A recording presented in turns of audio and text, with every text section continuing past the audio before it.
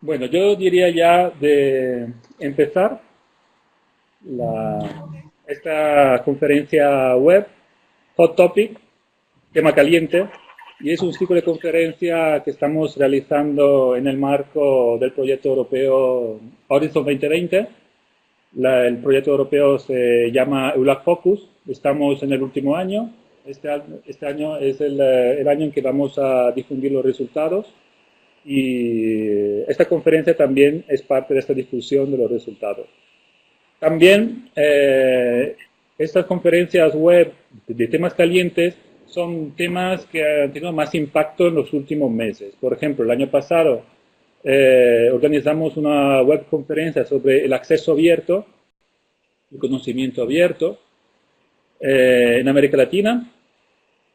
Y este año, en cambio, vamos a realizar una conferencia esto es la tercera conferencia, con desafíos y soluciones para la integración de trabajadores calificados e investigadores. ¿Sí? Este es como el tema que nos interesa un poco presentar y debatir en esta conferencia. Es un tema muy amplio que tiene que ver con aspectos que estamos tocando en el proyecto europeo, tanto con los aspectos sociales y los aspectos científicos, y es un tema transversal, por supuesto. A partir, por ejemplo, del 2016, cuando en la quinta reunión de altos representantes sobre ciencia y tecnología de la iniciativa conjunta EU-CELAC, Comunidad de los Estados Latinoamericanos y Caribeños, sobre investigación e innovación, los representantes se comprometieron con la dimensión de los grandes desafíos globales como uno de los tres pilares estratégicos del área de investigación común, como la migración, por ejemplo. La migración de trabajadores calificados y académicos por ejemplo, yo también formo parte, ya llevo 15 años como trabajador migrante académico, puede considerarse claramente un gran desafío. Se debe dar prioridad política y debe ser abordado por todos los países involucrados. Paralelamente a este tema, consideramos también que es otro gran tema caliente y para los países que vamos un poco a presentar en el debate de hoy, es las múltiples crisis políticas y humanitarias en todo el mundo, por supuesto, y también las olas de migración y de huida masiva que han estado en la agenda global durante varios años, no solamente en América Latina, sino también en Europa. Las olas de migración en Italia, en España, es un tema caliente, un tema que los políticos han debatido bastante en los últimos años. En América Latina, sobre todo, hay movimientos migratorios masivos de personas que huyen de la pobreza, de la guerra, o también, en el caso de Venezuela, de la inestabilidad política y económica, que es un desafío global cuya solución debemos encontrar multilateralmente. La crisis social, económica, política de Venezuela ha provocado una ola de migración de proporciones sin precedentes en la historia de este país, que supera los 2,3 millones de inmigrantes desde 2014. Los países vecinos, así como todos los demás países de América Latina, parecen diferir en sus estrategias y capacidades de afrontamiento frente al gran número de inmigrantes venezolanos. Con 1 millón de inmigrantes venezolanos, Colombia, por ejemplo, es el principal país receptor o de paso de esos migrantes. Sin embargo, los grandes flujos migratorios también se dirigen a Ecuador, Perú, Chile y otros países de América Latina. Varios países latinoamericanos están impulsando un diálogo para avanzar hacia una respuesta coordinada a la crisis migratoria, que aún no se ha logrado. Si bien ya existe una extensa investigación, aquí estamos hablando también, estamos en una conferencia de investigadores, máximos expertos en este tema, que ahora voy a presentar, y sabemos muy bien que existe una extensa investigación sobre la migración de trabajadores altamente calificados desde América Latina y el Caribe a los Estados Unidos o a Europa, pero no tenemos muchos estudios sobre la migración dentro de los países de América Latina.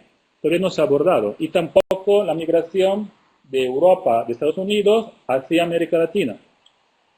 La crisis de Venezuela muestra que este vacío en la investigación debe abordarse lo antes posible.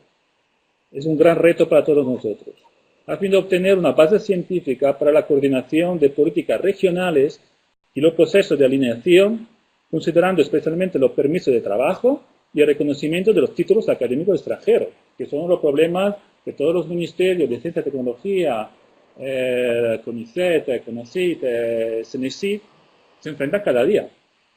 Por esta razón, que hemos invitado a tres grandes expertos de estos temas de una alta trayectoria académica y científica y que justamente van a presentar sus investigaciones en este tema. Tenemos aquí a Carolina Stefoni de la Universidad de Alberto Hurtado, a Jacques Ramírez de la Universidad de Cuenca y a Javier Romano de la Universidad de la República de Uruguay. Carolina Stefoni, voy a leer brevemente los perfiles para ver un poco el espesor de esos tres investigadores que tenemos aquí el día de hoy. Carolina Stefoni es doctora en Sociología por la Universidad Alberto Hurtado, académica y directora de la carrera de Sociología en la Universidad Alberto Hurtado, directora del programa interdisciplinario de estudios migratorios PIEM, ha sido miembro del grupo de trabajo de Claxo, Migración, Política y Cultura, y ha publicado diversos trabajos en revistas académicas nacionales e internacionales, libros y capítulos de libros. Ha realizado consultorías en el área de migración y refugios para CEPAL, CELADE, OIT, OIM, ACNUR y RIMIS. Jacques Ramírez, doctor en Antropología Social por la Universidad Iberoamericana, Ciudad de México, docente investigador de la Universidad de Cuenca, es especialista en migración ecuatoriana y latinoamericana, coordinador de la unidad de formación CELAC.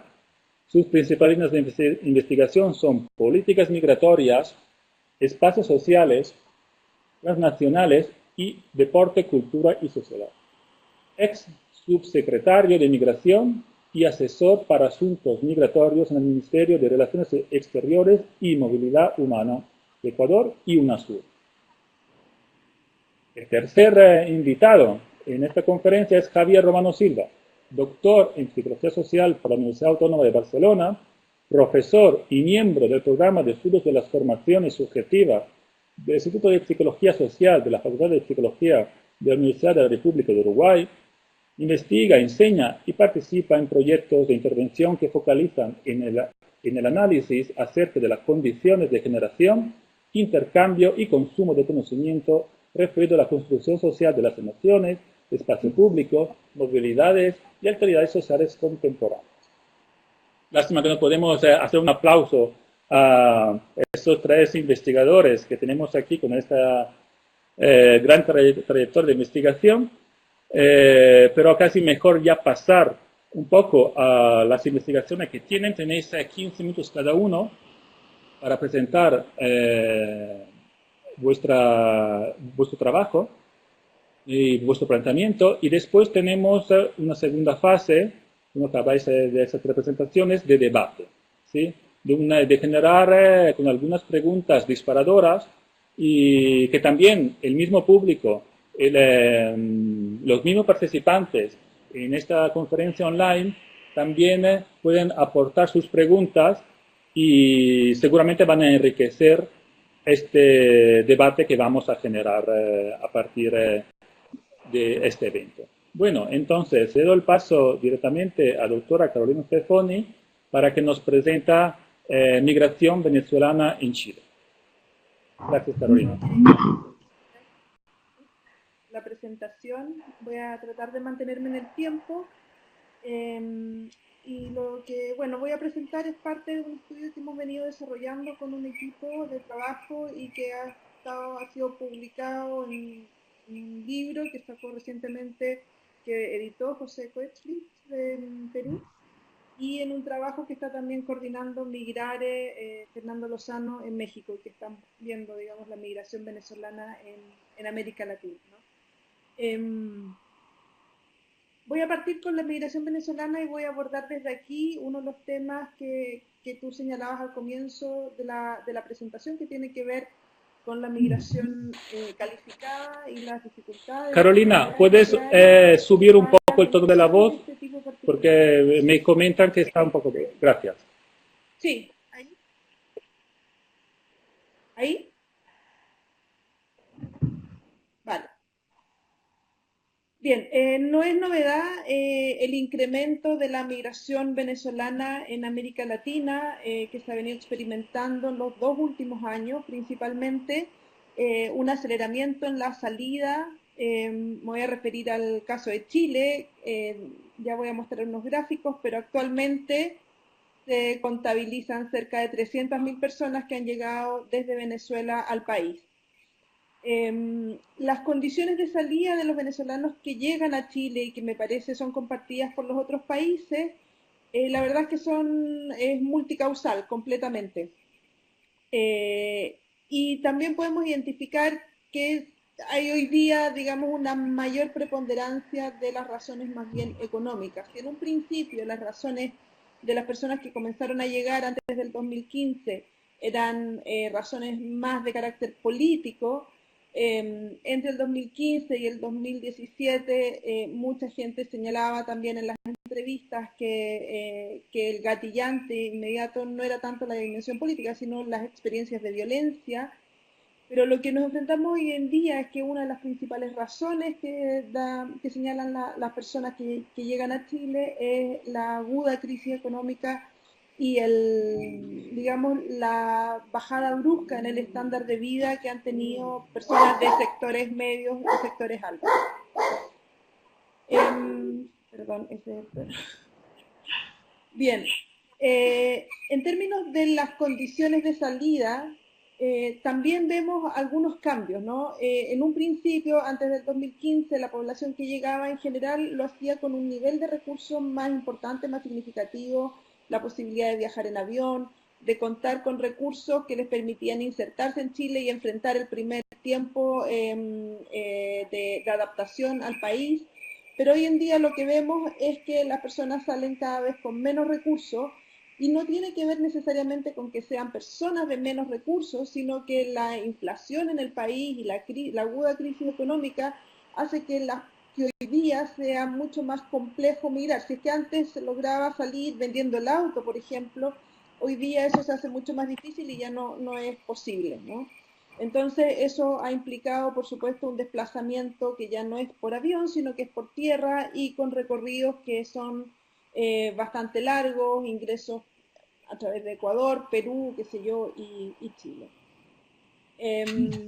Ahora, uno de los factores importantes en la decisión de a dónde salir y por qué Chile tiene que ver también con las posibilidades de ingreso que ofrecen estos países.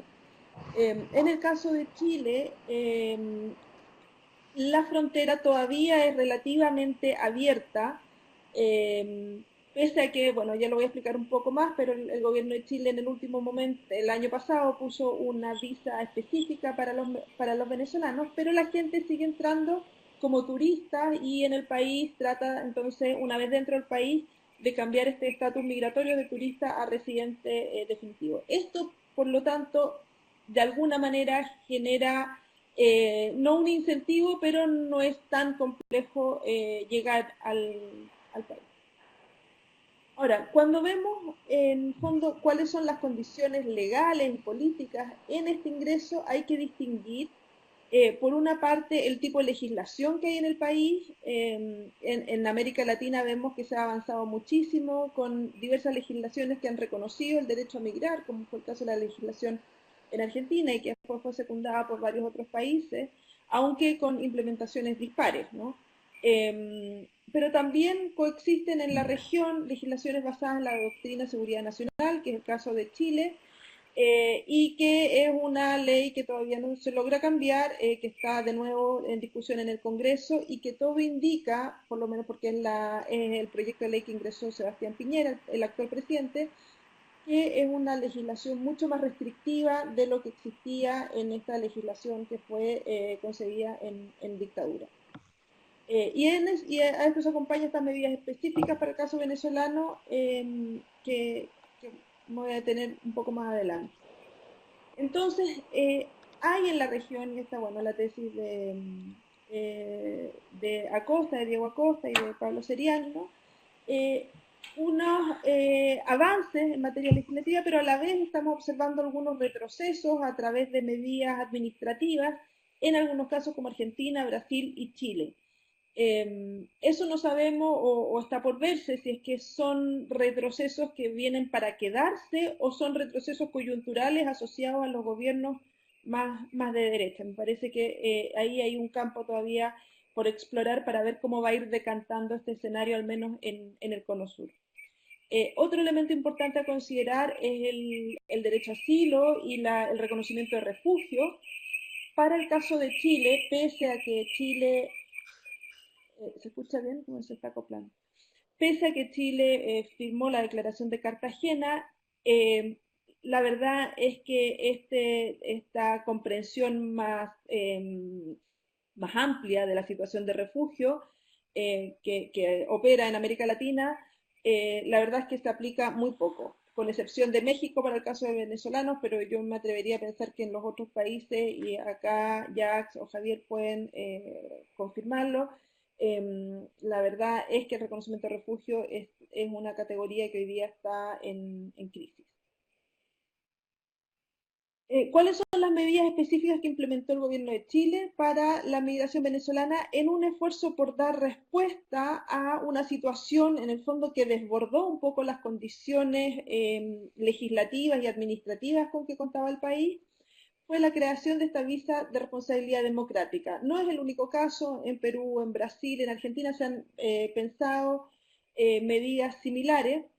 Ahora, la característica de esta visa de responsabilidad democrática y que en el fondo juega un poco con un discurso de bienvenida y de apertura, pero por otro lado con una restricción importante al ingreso. La característica es que se trata primero de una visa consular, es decir, una visa que hay que pedir en el consulado de Chile en Venezuela, ¿no? Y eso ya genera un problema, porque las personas que quieren salir en el fondo y que necesitan salir de Venezuela necesitan esperar meses de meses de meses para poder obtenerla. Por otra parte, es una visa que tiene un alto número de requisitos, siendo el principal y el más complejo el pasaporte. En los otros casos, de las otras visas o las otras medidas o visas humanitarias que han implementado algunos otros países, no se necesita el pasaporte, sabemos las dificultades que hay para la obtención. Entonces ya poniendo pasaporte y poniendo el hecho que sea una visa consular, claro, se dibuja un discurso de que Chile está abierto a la recepción de migrantes venezolanos que desean salir de ese país, pero en la práctica es una visa que no está resolviendo el problema y lo que ha generado es una alta expectativa. A finales del 2018 había más de 90.000 solicitudes, pero se habían otorgado solamente 10.000, se habían tramitado 10.000 de estas visas aproximadamente. Hoy día puede ser un poquitito más, pero la verdad es que no llega a los 15.000. Entonces lo que quiere decir esto es que esta visa específica no está funcionando y la gente sigue entrando como turistas y después trata de cambiar el estatus migratorio en Chile. El crecimiento de la migración venezolana en el país ha sido muy vertiginoso. Los últimos datos a finales del 2018, la actualización que se hizo, da cuenta de que pasó a convertirse en la primera mayoría dentro del país de los migrantes, y en total se estima 1.250.000 de migrantes, personas migrantes. La migración venezolana corresponde casi al 23%, superando a la migración peruana y a la migración argentina en otra época. El crecimiento, les decía, se acelera el 2017, llega a 70, estas son solicitudes de visa, perdón, visas otorgadas, ¿no? Y en realidad es una migración muy reciente y que esto también tiene un correlato, digamos, con lo que está ocurriendo en el resto de la región. En términos de género, no se nota mucho ahí las cifras, pero lo que se observa es un proceso, más bien un lento proceso de masculinización de la migración.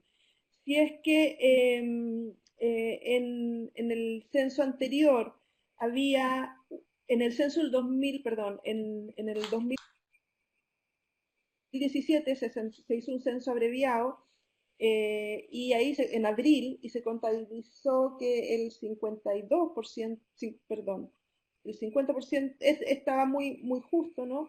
En la actualización que se hizo a diciembre del 2018 de ese mismo año, ya vemos que la migración masculina supera un poco a la migración femenina, ¿no? Si bien las cifras no son así significativas, bueno, un 52% ya indica algo, pero lo que creemos es que obedece a las mayores dificultades que hay para salir a un trayecto más complejo, ¿no? Y que el proceso de inserción en Chile se ha empezado a volver más dificultoso, más lento, más dificultades para obtener finalmente la residencia definitiva. Entonces, eso quizás está explicando que sean más bien los hombres los que salen y después ellos son los que inician el proceso de reunificación familiar. En cuanto al nivel de educación, y aquí lo vinculo con la pregunta inicial que planteaba Simone, llama la atención el alto porcentaje de personas con alto nivel de calificación. Si ustedes se fijan en esta tabla, solo en el caso de los migrantes venezolanos, el 50% son profesionales con 4 años o más. Incluso tenemos, qué sé yo, bueno, con magíster y con doctorado, ¿no? En las siguientes dos columnas está el porcentaje para el total de los migrantes excluidos los venezolanos. Entonces, dentro de todo el grupo de migrantes, la verdad es que los venezolanos destacan por su alto nivel de calificación y por ser la mayoría con profesionales. Este punto este punto que mencionaba acá resulta clave a la hora de analizar el proceso de inserción laboral de la población migrante. Y uno de los problemas con los que nos encontramos hoy día es que se hace extremadamente largo y tedioso el proceso de obtención de los papeles y por lo tanto la posibilidad de insertarse en el mercado laboral de acuerdo a la experiencia, digamos, de estudio, a los años de estudio, empieza a ser cada vez más distante. O sea, la gente no logra insertarse en empleos que requieren mayor nivel de calificación. Como en Chile, las personas, la mayor cantidad de venezolanos entra como turista y cambia internamente a una visa de residencia temporal y después a una residencia definitiva. Para obtener esa residencia temporal se debe presentar un contrato de trabajo. Entonces, la urgencia de presentar un contrato de trabajo, por supuesto, que hace que se acepte el primer trabajo disponible y esos son trabajos precarios, muchas veces en los sectores informales, muchas veces también con un contrato falso, etc., ¿no? Y después de 2 años con ese contrato, entonces se puede optar a la residencia definitiva. Durante la administración de Bachelet se había establecido una visa, por decreto, una visa que no estaba sujeta al contrato de trabajo, sino a la condición de trabajador. Entonces bastaba que uno estuviera trabajando para poder tramitar la residencia definitiva. Con el gobierno de Piñera eso se eliminó y por lo tanto volvimos a lo que teníamos antes de la administración de Bachelet, que es que la única manera de quedarse finalmente en el país es teniendo un contrato vigente y ese contrato tiene que ser el mismo contrato por un año, prorrogable por un segundo año, para recién obtener la residencia definitiva. Entonces, esto por supuesto que empieza a trazar el proceso de regularización normal y en el caso de los venezolanos genera muchísimas dificultades para una inserción laboral acorde con su nivel de estudio, ¿no?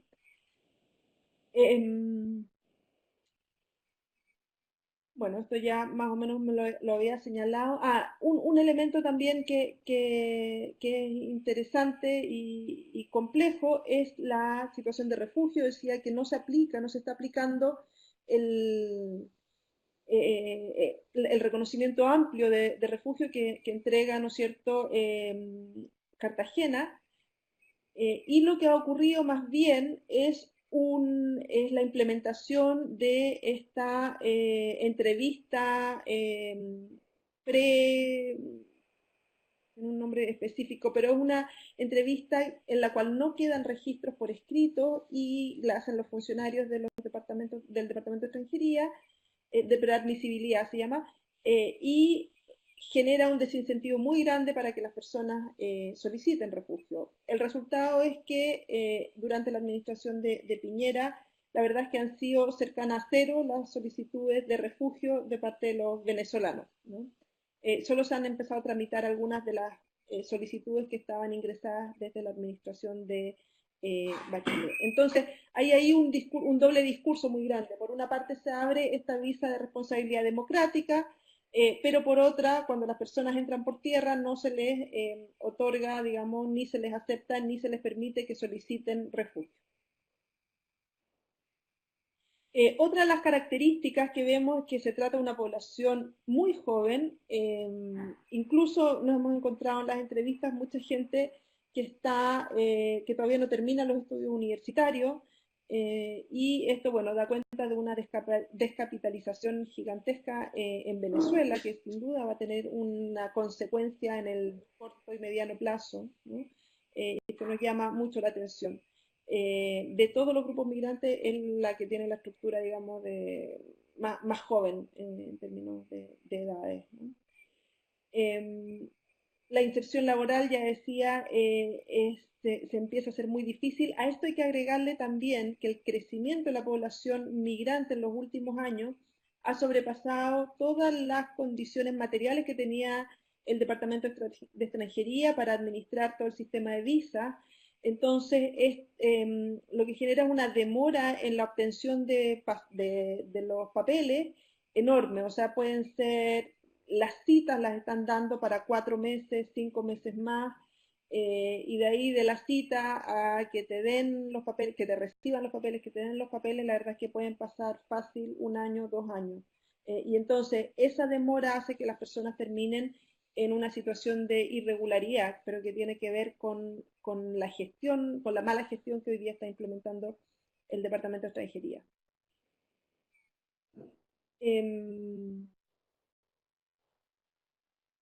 Un casi último elemento, no sé cómo voy con el tiempo, es que también yo he venido estudiando distintos grupos migratorios, ¿no? Y la idea de retorno siempre aparece como un deseo, como algo posible, ya sea en el largo plazo, en el mediano plazo, volver a, no sé, a poner un restaurante, a levantar alguna actividad económica, juntar los recursos para poder tener algo en el país de origen, y volver al pueblo, a la ciudad o a la familia de donde se salió, ¿no? En el caso de los venezolanos, en el discurso que hemos encontrado y recopilado, nos llama mucho la atención la ausencia de ese discurso de retorno, de ese proyecto de retorno, ¿no? Al parecer la situación de crisis política y económica es de tal magnitud que hace difícil que las personas puedan visibilizar un proyecto posible de retorno al país. Y esto me parece que es importante de considerarlo en las políticas migratorias, porque estas medidas que se están tomando adicionales para la población migrante, en general son medidas de bastante corto plazo. Son medidas que que otorgan permiso por 1 año, por 2 años, pero no se está pensando Tienes 2 minutos, en la Carolina. erradicación más definitiva de esa población. Y creo que ahí hay Perdona, un Carolina, fallo. 2 minutos más. Como una 2. situación... ¿Aló? ¿Sí? Vale. Se está pensando como una situación más bien transitoria, cuando lo que creemos es que el retorno se vuelve cada vez más lejano, o sea, no existe la idea de retorno, y por lo tanto, sin duda, va a ser una migración que se va a quedar en el país en un porcentaje importante.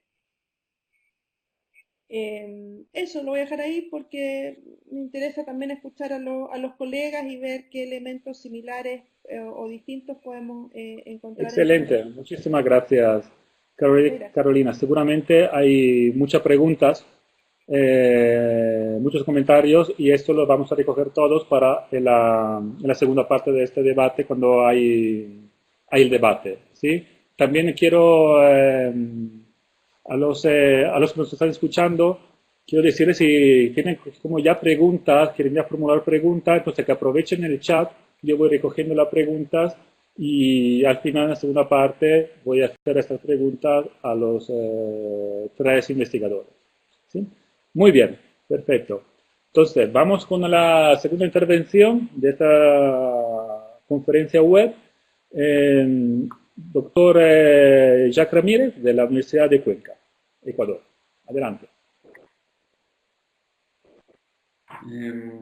Buenos días con todos los que estamos en este lado del charco. Buenas tardes para los que nos ven y nos escuchan desde Europa.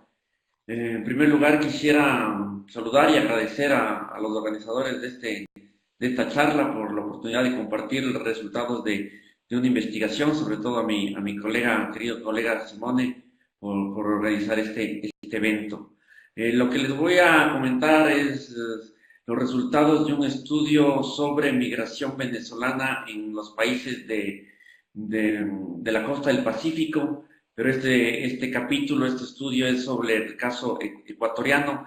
Es un estudio regional que lo hacemos con dos colegas venezolanos dentro de un proyecto denominado Huellas en el Sur, con mi colega Joana Linares y Emilio Usache, con quienes venimos desarrollando este estudio desde el año pasado.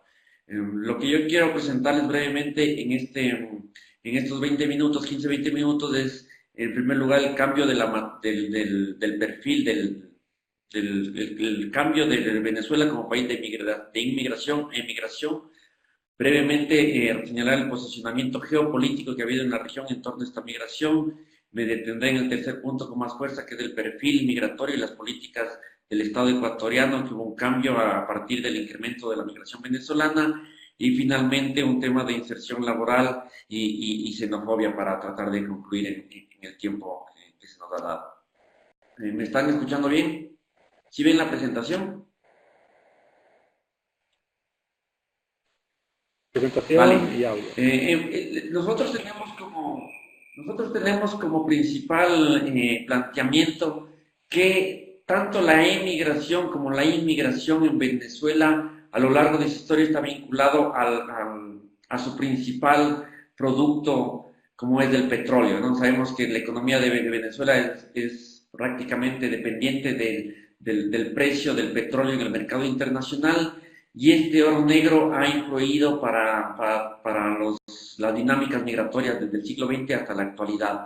Encontramos brevemente 3 oleadas migratorias en Venezuela en el siglo XX. Cuando se descubre el petróleo, hay un flujo de inmigrantes que llegan de Estados Unidos, sobre todo trabajadores calificados, que se incorporan a estas grandes transnacionales como Shell, Exxon, Chevron, Texaco, etcétera, y también se produce una migración interna, lo que se llamó el éxodo campesino de venezolanos, a estas ciudades petroleras que empezaban a desarrollarse. Un segundo momento de flujos migratorios hacia Venezuela tiene que ver después de la Segunda Guerra Mundial, o en el contexto de la Segunda Guerra Mundial, cuando el presidente de aquella época, Marcos Pérez Jiménez, lanza un plan de modernización y progreso de Venezuela que incluye una construcción de importantes obras de infraestructura. Para esto se abren políticas migratorias que atraen a italianos, españoles, portugueses, sobre todo, que se incorporan al mercado laboral como mano de obra calificada y que se quedan en Venezuela, ellos y las mal llamadas segundas generaciones. Y finalmente, en la década de los 70, cuando se da en el 74 la nacionalización de la industria petrolera, se produce una bonanza, dado al alza de los precios del petróleo, lo que se conoció como la Venezuela Saudita, en un contexto regional donde en el cono sur se producen varias dictaduras, y en el contexto más andino, en Colombia, el resurgimiento del conflicto entre las guerrillas y los diferentes gobiernos de turno, que da como consecuencia que se incremente la migración, en este caso de refugiados del cono sur, argentinos, chilenos y colombianos, hacia Venezuela. Vale recordar que Venezuela y Argentina hasta inicios de este siglo eran los principales países receptores de emigración. Este perfil cambia a partir de finales del siglo pasado, a partir del 89, según algunos autores, donde empieza a verse un comportamiento de inmigrantes, un comportamiento negativo de la inmigración, y esto tiene que ver con algunos factores vinculados sobre todo a finalizar la década de los 80, con la caída de los precios del petróleo nuevamente, unas políticas de ajuste por parte del gobierno de Carlos Pérez, un evento conocido por todos, el famoso Caracazo, que produjo una crisis política social y que agota el sistema de políticos conocido hasta el momento, lo que da paso al inicio del siglo, que surjan unos nuevos liderazgos que todos lo conocemos a partir de la llegada al poder de Hugo Chávez. Él canaliza este descontento, pero en estos intentos también de conflictos de poderes entre los diferentes grupos políticos sufre un primer golpe de Estado, en el marco de un paro industrial petrolero convocado por Petróleos de Venezuela, PDVSA, y luego de este episodio se produce una primera ola migratoria de gente vinculada a esta petrolera, a esta empresa, que salen sobre todo hacia Estados Unidos, Canadá y España como migrantes calificados, vinculados, insisto, a la industria petrolera, ingenieros y médicos. Llegado ya a esta segunda década, después de la muerte de Chávez, como sabemos, llega Nicolás Maduro a la presidencia en el 2013 y coincide en este momento con la caída de los precios del petróleo. Y aquí empieza a generarse una inestabilidad económica y política. Vale señalar que el precio del petróleo para el 2008 alcanzó los $146 del barril, en el 2013 bajó a 111 y en el 2015 alcanzó el precio de $29 por barril. Esto en una economía que depende de este oro negro, una de sus consecuencias fue este incremento brutal, esta estampida migratoria, como la denominamos, de venezolanos desde el 2017, sobre todo, como bien señalaba Carolina. El perfil de los primeros migrantes venezolanos en la región es sobre todo de clases altas, medias, con altos niveles de escolaridad, y posteriormente vemos cómo va bajando este perfil, que lo veremos más adelante. Y ya para todos es de conocimiento la situación, el contexto de Venezuela, una crisis económica política, el debilitamiento del petróleo, una hiperinflación, desabastecimiento de productos de primera necesidad, en el contexto también de sanciones internacionales, tanto de Estados Unidos, Canadá, de Europa, lo que ha producido el incremento de la pobreza y la extrema pobreza en dicho país, y que muchas personas sobrevivan en condiciones extremas y que vean a la migración como una forma de solventar su propia crisis.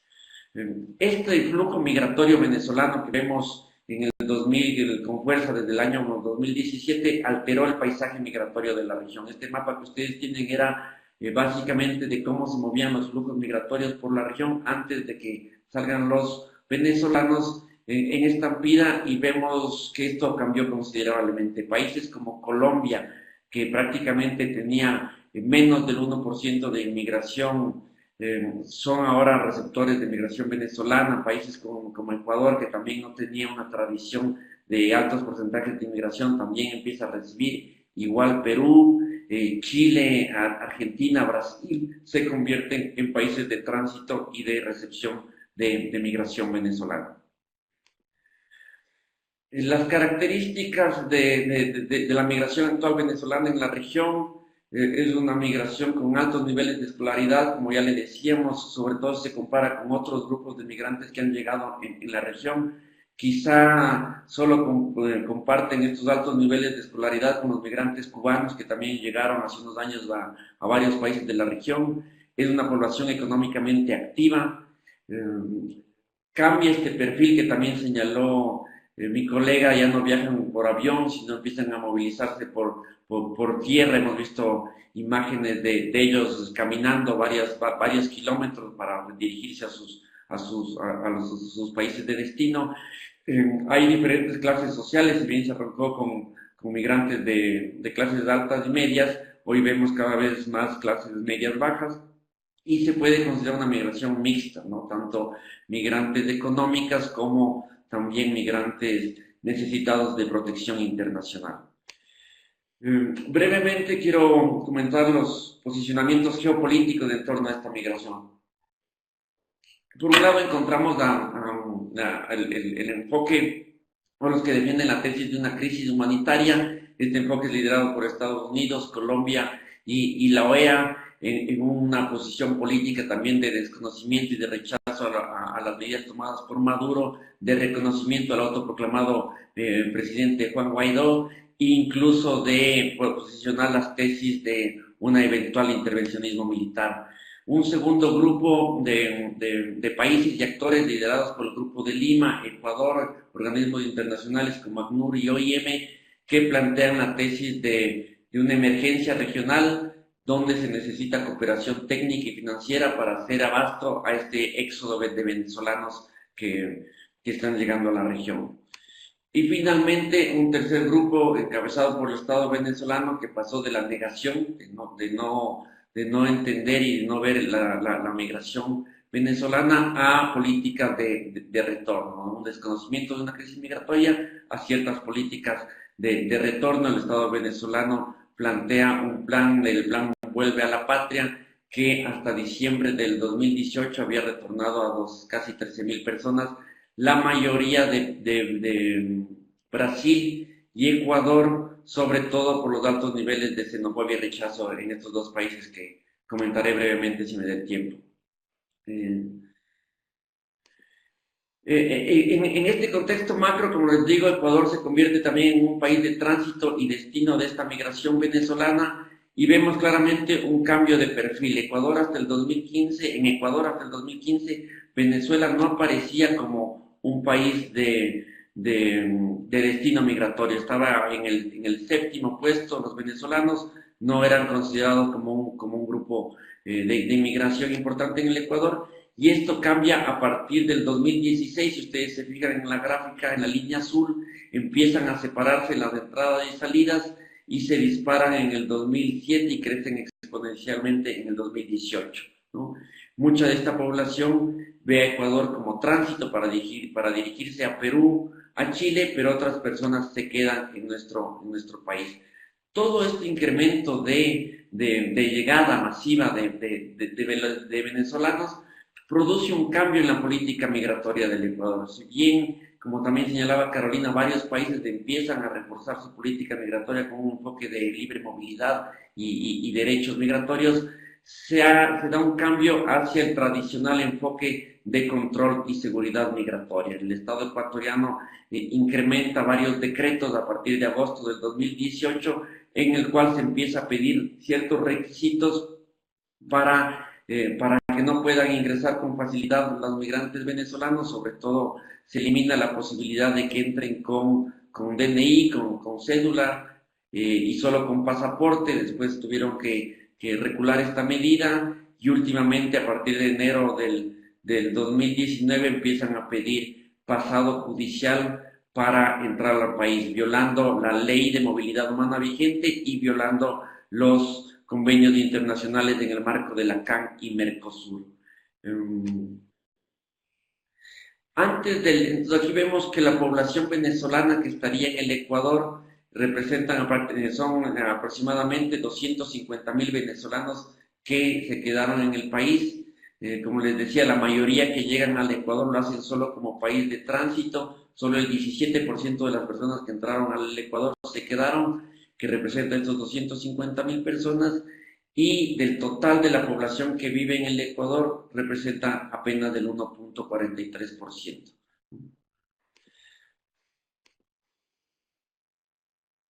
Y como decíamos anteriormente, el perfil migratorio de esta población son sobre todo más hombres que mujeres. Coincide esto con lo que señalaba Carolina para Chile. La mayoría se encuentran en rangos de edad de 18 a 35 años, población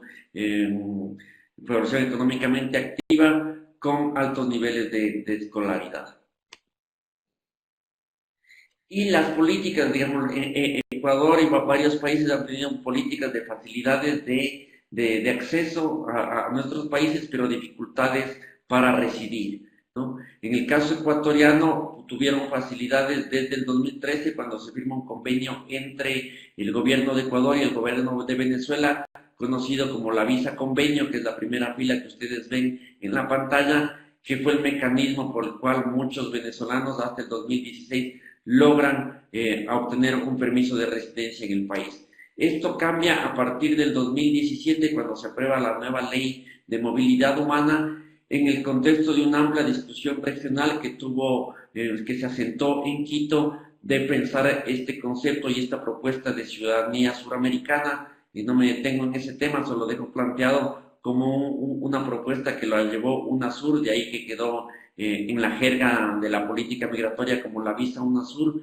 que da facilidades para que la gente pueda obtener una residencia temporal por 2 años, puede prorrogarle por otros 2 años más, 4, y de ahí pedir la residencia permanente, y con facilidades para, sin mucho burocracia, la mayoría de las personas obtuvieron esta residencia. Como se ve en la gráfica al final, entre el 2013 y el 2018, 92.000, casi 93.000 venezolanos obtuvieron la residencia en Ecuador.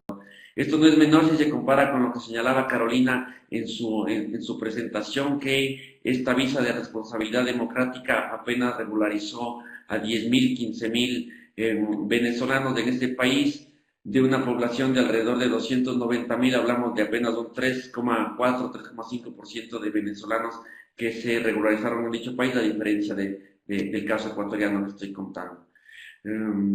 Entonces, estas políticas que se tuvo de aperturista y de llegada con facilidades y de residencia con facilidades, cambian a partir de agosto del 2018, cuando el gobierno de Lenín Moreno empieza a endurecer sus políticas migratorias con enfoque de seguridad y control, poniendo más obstáculos para que la población venezolana llegue a nuestro país. Voy cerrando, me quedan 3 minutos. En temas de inserción laboral, la gente, ha habido diferentes posibilidades de inserción en relación no a su perfil, sino sobre todo al tiempo de llegada. Cuando llegaron los primeros venezolanos entre el 2015, 2017, 16, se pudieron insertar en algunos programas que incorporó el anterior gobierno, el programa Prometeo de atracción de inserción laboral en universidades, en centros de investigación, aquí en Ecuador. Simone también conoce mucho de eso. Otros programas como Time to Teach, donde se insertaron varios venezolanos en nuestro país. Los migrantes recientes se caracterizan sobre todo por una desorganización, más desinformación, mayor irregularización de esta población, que se incorporan a una economía informal. Prácticamente el 70% de los migrantes recientes está en esta economía, según un estudio realizado recientemente por la OIM. Muchos con altos niveles de escolaridad no pueden ocupar los puestos, insertarse en puestos de acuerdo a sus experticias. Tenemos entonces al menos 3 tipos de perfiles. Unos venezolanos que con algún tipo de capital que han llegado han podido hacer emprendimientos, negocios, sobre todo vinculados con alimentos, con comida.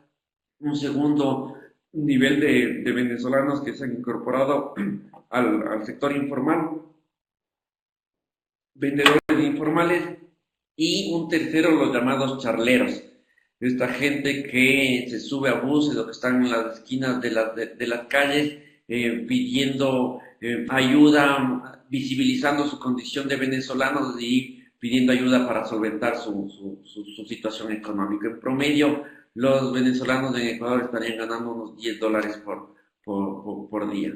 Para ir cerrando, un elemento no menor es el tema de las mujeres venezolanas, que también se han insertado no solo en una serie de trabajos sexuales, sino también un estigma por el tema de la belleza de la mujer venezolana, las famosas Misses Universos, como se las conoce por acá, y hay unas ofertas de trabajo para mujeres venezolanas para atención al público, dando servicios.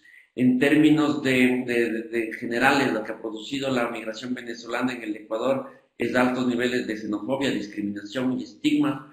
Primero se les culpa a ellos del incremento del desempleo, ¿no? Hay una crisis económica que se vive en este país, sumado a las políticas implementadas por el gobierno, miles de personas desempleadas, pero se culpa, como siempre, de estos problemas, se busca un chivo expiatorio, y estos han sido los venezolanos. Un segundo problema vinculado problema entre comillas, que se haya echado la culpa a los venezolanos desde el incremento de la criminalidad y sobre todo de feminicidios, que en el país ha aumentado considerablemente, ha producido unos rebrotes de violencia muy fuerte alrededor de este tema, incluso provocados por unas declaraciones nefastas del presidente de la República. Y finalmente, un tercer problema que se les culpa a las mujeres venezolanas como mujeres peligrosas que ocasionan la disolución de las parejas, ¿no? Para concluir, quiero señalar que esta migración venezolana tiene que tener para mí un enfoque de derechos, lo cual no vemos políticas parche en algunos de los países, solo programas de residencia temporal, esta visa de responsabilidad democrática que señalaba mi colega, y que tenemos que retomar si queremos realmente hablar de una inserción de esa población, sobre todo de migración altamente calificada, pensar en propuestas a largo plazo como puede ser las propias propuestas desde Mercosur o las propias propuestas de ciudadanía suramericana. Yo lo dejo ahí. Muchas gracias. Muy bien. Muchísimas gracias, Jack. Muy interesante, y seguramente, como por Carolina, habrá toda una serie de preguntas, comentarios, dudas, que vamos un poco después a tirar el hilo y desarrollarlo en la segunda fase de esta conferencia. Y damos el paso al doctor Javier Romano, de la Universidad de la República de Uruguay.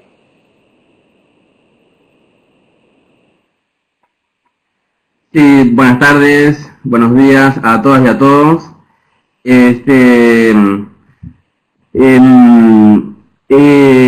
Jack y Carolina, muchas gracias por compartir, digamos, vuestras investigaciones. Sin lugar a dudas se sitúan, digamos, se posicionan en relación a esa metáfora que nos plantea Simone, ¿no? De temáticas calientes, ¿no? Yo antes de pensar mi presentación diría que, bueno, uno de los temas es que, así como hay temáticas calientes, hay otras temáticas que queman, ¿no? Es decir, estamos ahora intercambiando ideas, debatiendo sobre algunos problemas, mientras... ¿Cómo? Tu presentación. Comparte la presentación. Sí, que nos estás compartiendo la presentación. Decía que cuando estamos compartiendo estas ideas y debatiendo, se está en el mismo momento en medio de lo que es la caravana migrante, ¿no? Que está pasando por México hacia Estados Unidos, y que por eso decía que, digamos, esa situación es, digamos, mucho más compleja, y en lugar de utilizar el término caliente, diría que es una situación que nos quema, ¿no? Lo que yo hice, y voy a compartir hoy, no necesariamente se ajusta a un proyecto de investigación, sino a un proceso de producción de conocimientos en donde tiene, sí, en su base un proyecto, pero además tiene otras acciones vinculadas a la enseñanza a nivel de grado y posgrado, y también a mi participación en redes regionales, al menos, como es el intercambio, digamos, que mantengo con el Observatorio de las Migraciones de San Pablo, la ciudad de San Pablo en Brasil, ¿no? Entonces, lo primero que hice, a partir del título que me parece muy sugerente, Desafíos y Soluciones para la Integración de Trabajadores Calificados e Investigadores, me situé, digamos, en el primer término, ¿no? Y me pregunté, y comparto este interrogante, en el sentido de que cuando hablamos de desafíos ¿para quién? ¿Verdad? Me empecé como a pensar en eso, y obviamente estos desafíos trascienden, digamos, lo que son las problemáticas de los propios colectivos.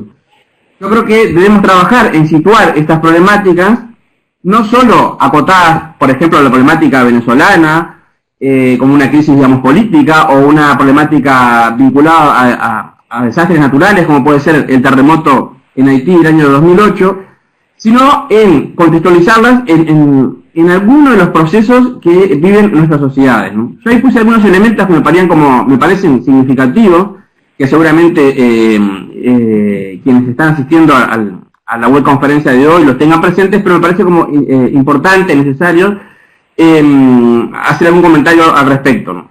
Primera dimensión, esta idea, digamos, de las sociedades actuales, que se las puede concebir como sociedades de conocimiento o de la información, o sociedades de riesgo, etcétera, en donde la producción de conocimientos empieza a tener una centralidad asociada justamente a una inmaterialidad, ¿no? Ese hecho, sin lugar a dudas, repercute en el mercado de trabajo, y sobre todo en una nueva dimensión económica de nuestras sociedades, a escala global, a escala regional y también a escala local. Por tanto, ese proceso de inmaterialidad, de una fuerte determinismo no económico sino financiero, es decir, de la movilidad que el capital se permite a lo largo del mundo, empieza como a generar determinados desafíos que se traducen en justamente algunos elementos determinantes, digamos, en el proceso de movilidades poblacionales. Esta inmaterialidad también va acompañada de una desterritorialización de las decisiones, es decir, decisiones que se generan en un contexto muy lejano al que habitan las comunidades, tienen impacto sobre las comunidades, ¿no? En particular, esto se ve con claridad en proyectos, por ejemplo, de megaminería o de proyectos, digamos, de gran porte en términos de lo que es la intervención en el medio ambiente, en sociedades y obviamente sobre los recursos naturales, ¿no? Yo creo que Jacques ahí apuntó de una manera muy clara en lo que tiene que ver con la historia de Venezuela, cómo el tema del petróleo ha sido significativo. Podemos ir más allá y posicionarnos de aquí a 20 años, 30 años y ver cómo en el caso de América Latina la riqueza no solo se acota, digamos, a la cuestión de los recursos naturales, el petróleo, el gas, sino que la propia riqueza tiene que ver con la capacidad de generar biodiversidad, ¿no? Es decir, sin lugar a dudas, en América Latina hay un recurso que tiene que ver con la biodiversidad que está en juego y que va más allá, digamos, justamente de estas máquinas surgidas con la modernidad que son los estados nacionales. La pérdida es en realidad de los estados nacionales, en lo que tiene que ver con el manejo, digamos, de los problemas medioambientales, de sus economías, de los movimientos poblacionales, de la producción de conocimiento, es algo que nos interpela y que sin lugar a dudas tiene consecuencias en el mercado de trabajo y en las comunidades que los habitamos. Ese es como un contexto muy apretado, que entiendo necesario como compartir, porque si no se entiende, mientras tú hablabas, Jacques, por ejemplo, no se entiende la invisibilidad de ciertos procesos de movilidades, poblacionales, en lo que tiene que ver, por ejemplo, en la frontera entre Ecuador y Colombia, cuando en la década 90 y en los 2000, Ecuador recibía desplazados o refugiados por el conflicto armado en Colombia. Es decir, hablábamos de otras regiones del planeta en donde teníamos capacidad de cuantificar, ¿no? Es decir, determinadas problemáticas, pero en el caso de América Latina hay ciertos procesos que se invisibilizan, ¿no? Este es un primer apunte que voy como colgando, es decir, cómo se visibilizan algunos procesos y cómo otros procesos se invisibilizan, ¿no? En ese contexto, el desafío es para quién. En primer término, para la gobernanza, ¿no? Es decir, para estos estados debilitados, por lo menos en la región sur del planeta, estados que se debilitan en su presencia y su cara más social, ¿no? En relación a una política de salud, a una política de vivienda, a una política de educación, cuando la tienen, obviamente. Y, por tanto, un desafío en términos de alguna manera gestionar estas movilidades poblacionales que incluso en muchos casos no solo están siendo representadas a partir de procesos de ciudadanos que vienen fuera de los estados, sino también al interior de los estados, ¿no? Por ejemplo, estoy pensando en el caso de Brasil, cómo Brasil administra los problemas que surgen a partir de movilidades internas, ¿no? Pensando en todo lo que es el nordeste y yendo hacia San Pablo, ¿no? O sea, la parte más industrializada de Brasil. Otro tanto sucede con Argentina, ¿no? Buenos Aires es receptora históricamente de migrantes, obviamente, de Bolivia, ¿no? Ahí está García Canquini diciendo que la segunda ciudad más grande de Bolivia es Buenos Aires, pero también Buenos Aires recibiendo inmigración interna, y bueno, ahí hay como un desafío, ¿no? Para la gobernanza, digamos, de esa población y sobre todo para garantizar procesos en donde el hecho de ser ciudadano, en términos de derechos y deberes, esté como contemplado más allá de las procedencias, ¿no? Obviamente, también hay el desafío para el mercado de trabajo, ¿no? Es decir, en lo que tiene que ver con la producción de conocimiento, nosotros habitamos en el sur del planeta espacios en donde la flexibilización, la desregulación, es decir, la precariedad del mercado de trabajo nos afecta de igual manera, no solo a aquellos y aquellas ciudadanas provenientes de otras regiones o de otros países, sino que es en nuestras propias sociedades la afectación de una precariedad del mercado del trabajo o la afectación al acceso a la educación o a la salud, deberíamos como tal vez quitarla, digamos, de las problemáticas o la singularidad que representa para los migrantes y ponerla en una cuestión como más de discusión de ciudadanía, ¿no? Yo creo que eso es bien importante, ¿no? También es un desafío para los movimientos sociales, ¿no? Es decir, obviamente hay una crisis en los últimos 20 o 30 años de movimientos sociales, seguramente en los movimientos de campesinos o LGTBI, y también y sobre todo lo que tiene que ver con perspectivas de género, de feminismos o de nuevos feminismos, son quienes de alguna manera encantan esa realidad, y en esa realidad no han estado exentos los propios movimientos de migrantes, ¿no? Estoy pensando en la ocupación de las iglesias en ciudades como Barcelona, ¿no? Al inicio entre el 2000 y 2003. También estoy pensando en todo lo que significó el movimiento, digamos, migratorio en Estados Unidos, ¿no? Esa dimensión, digamos, también se constituye como un desafío. Parecería que en el caso venezolano, para ir como entrando, situándome en la temática que interesa, los venezolanos tienen como un comportamiento diaspórico, de exilio, pero no han logrado construir fuera de Venezuela ese sentido de transmitir su vivencia o su problemática de manera política, ¿no? Pensemos, por ejemplo, en lo que significó en la década de los 70, en la instalación de las dictaduras en el Cono Sur, exiliados, ¿no? Que se iban de Chile, Argentina, Uruguay, sobre todo se iban para países europeos, lograron como construir un discurso, construir un relato que de alguna manera mostrara las problemáticas que estaban viviendo, ¿no? Hoy obviamente la problemática de Venezuela tiene otros componentes, pero tal vez en esa gran crisis, digamos, que vive nuestra sociedad en términos del lugar de lo político o de la política, no aparece, digamos, en nuestros escenarios ese tipo de agrupamientos o movimientos por parte de quienes se han ido. De todas maneras, también lo coloco, es un desafío para los movimientos sociales esta discusión en relación a cómo nuevos actores, con nuevas problemáticas, con nuevas demandas, se vienen como empiezan a estar instalados en nuestra sociedad, ¿no? Un ejemplo de esto, por ejemplo, ahora en Uruguay acaba de terminar el carnaval, y algunos de los argumentos de las murgas de quienes participaban era bien interesante, es decir, los integrantes de las murgas se transformaban todos en inmigrantes venezolanos, ¿no? Y ahí aparecía el humor, y claramente acá aparece otra dimensión que quisiera destacar, y es que frente a los desafíos que las movilidades poblacionales nos plantean, no deberíamos quedar acotados a una visión estadocéntrica, en términos de marco jurídico, ¿no? De derechos y deberes, sino también intentar hacer un ejercicio de una mirada de lo social, es decir, cómo nosotros convivimos con nuestras vecinas y vecinos dominicanos o venezolanos, cómo las instituciones primarias empiezan a tener determinado diálogo, cómo en el caso de los niños las escuelas tienen un proyecto o tienen acciones que contemplan la singularidad de sus trayectorias vitales, ¿no? Yo creo que ese es un escenario bien interesante y, reitero, nos permite como salir de esa visión estadocéntrica o de producir conocimientos como si nosotros fuéramos el Estado, ¿no? Yo creo que nuestros cuerpos o podemos sobrevivir más allá de los Estados, ¿no?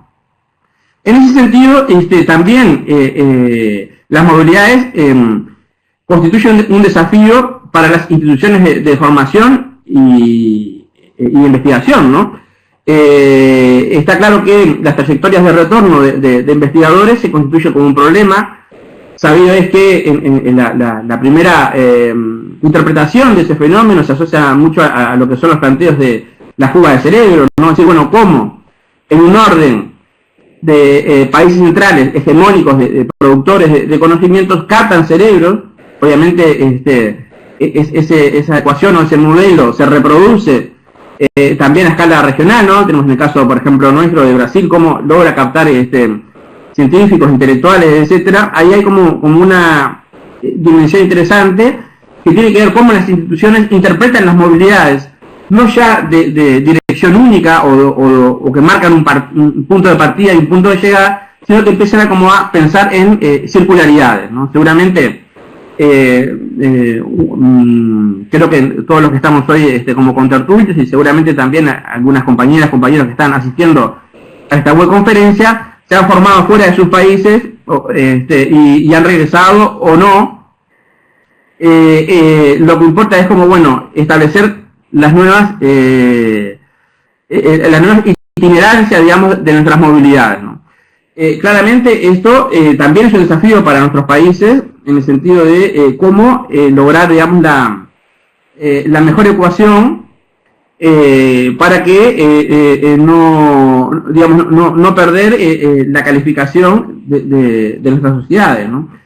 Hay datos bien interesantes, ¿no? Por ejemplo, el continente que más padece esa situación es África, ¿no? África, la mayor parte de sus recursos humanos tiene como un proceso migratorio muy fuerte, y bueno, eso de alguna manera debilita a las sociedades en muchas dimensiones, ¿no? Obviamente es un desafío para la construcción de ciudadanía, ¿no? Es decir, el extranjero, debe de alguna manera llegar a un sitio en donde se lo reconoce como ciudadano. Y obviamente hay en ese contexto nodos o espacios sociales fundamentales, ¿no? Es decir, el acceso al trabajo, a la educación, a la salud y a la vivienda son 4 pilares que van a ir determinando el lugar que va ocupando ese advenedizo o ese ciudadano extranjero que va llegando a determinado país. Y finalmente, también constituye como un desafío esta idea como de, bueno, ¿qué pasa en las sociedades de partida? ¿No? En los últimos años ha habido como muchas noticias positivas en relación a las remesas, ¿no? En el caso de Dominicana, de Haití, pero también de Ecuador. Las remesas se han integrado al PBI, se las cuenta, digamos, como un ingreso, pero deberíamos como salirnos de esa visión economicista, estadocéntrica, y entender cuál es el tipo de vínculos, de relaciones, de historias compartidas, de tradiciones que se van tejiendo en aquellos que ya no están físicamente, pero que sí son importantes, por ejemplo, en el sostén económico de su sociedad, ¿no?